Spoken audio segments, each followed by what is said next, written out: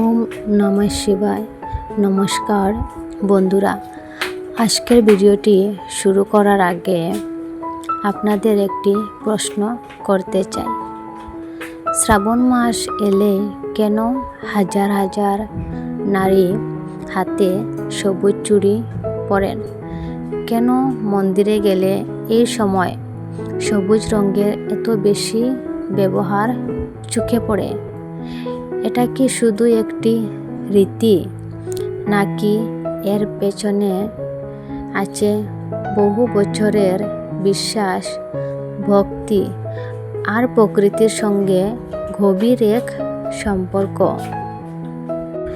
আজ আমরা সেই রহস্যই জানব। আর ভিডিওটির শেষের দিকে আমি একটি ছোট্ট অনুপ্রেরণামূলক গল্পও শোনাব, যা এই বিশ্বাসের প্রতীক অর্থ বুঝতে সাহায্য করবে। তাই ভিডিওটি শেষ পর্যন্ত অবশ্যই দেখবেন।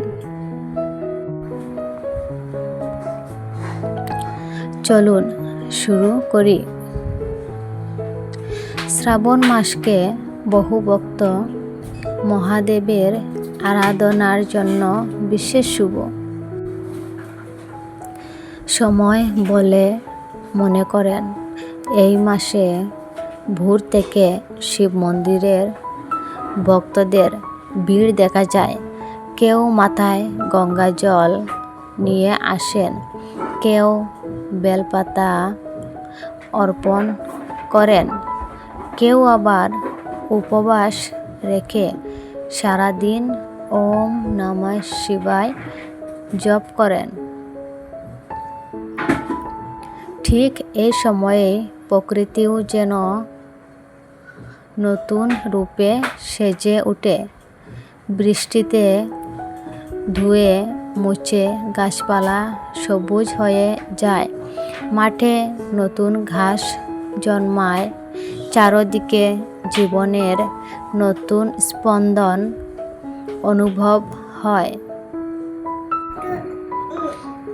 এই কারণেই সবুজ রঙকে নতুন জীবন, আশা, শান্তি এবং সমৃদ্ধির প্রতীক হিসেবে দেখা হয়। বহু অঞ্চলে প্রচলিত বিশ্বাস অনুযায়ী শ্রাবণ মাসে সবুজ চুড়ি পরা শুভকামনা ও ভক্তির প্রতীক। বিবাহিত নারীরা পরিবারের সঙ্গে মঙ্গল ও সুখের জন্য প্রার্থনা করেন।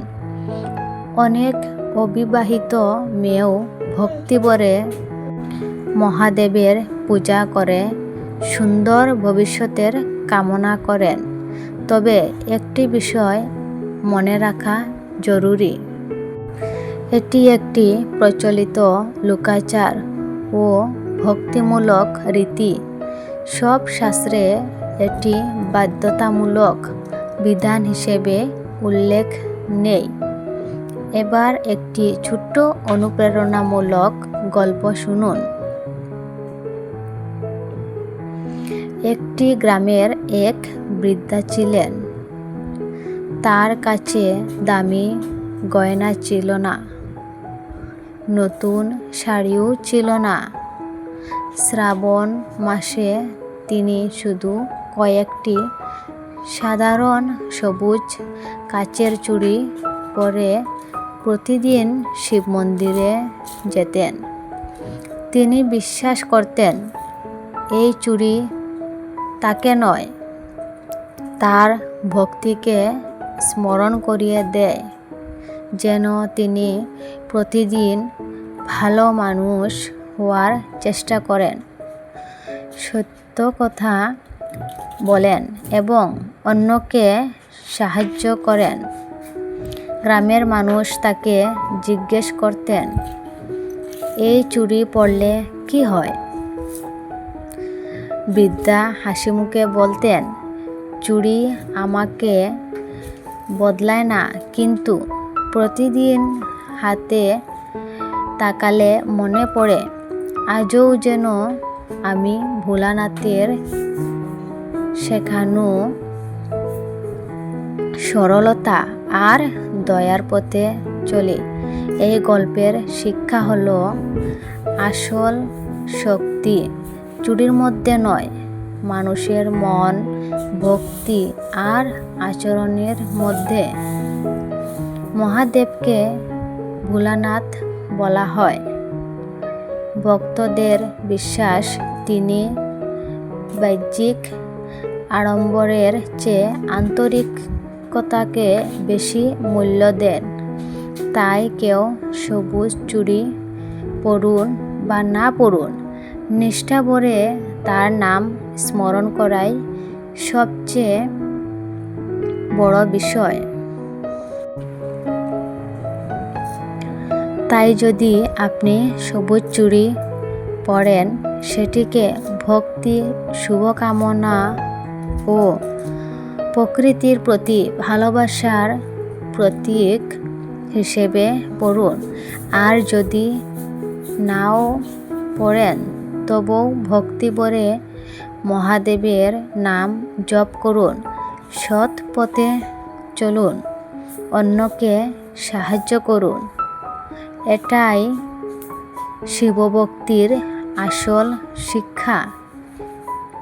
বন্ধুরা, এখন আমি আপনাদের একটি প্রশ্ন রেখে শেষ করতে চাই। আপনাদের বাড়িতে কি শ্রাবণ মাসে সবুজ চুড়ি পরার এই রীতি আছে? থাকলে কে প্রথম এই প্রথা শুরু করেছিলেন? কমেন্টে লিখে অবশ্যই জানাবেন। আপনাদের অভিজ্ঞতা অন্য দর্শকরাও পড়বে পারবেন। ভিডিওটি যদি ভালো লেগে থাকে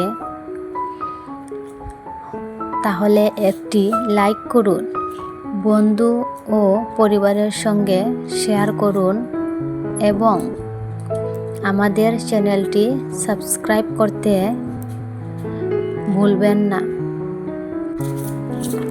শেষে সবাই একসঙ্গে বলি, ওম নমঃ শিবায়। হর হর মহাদেব।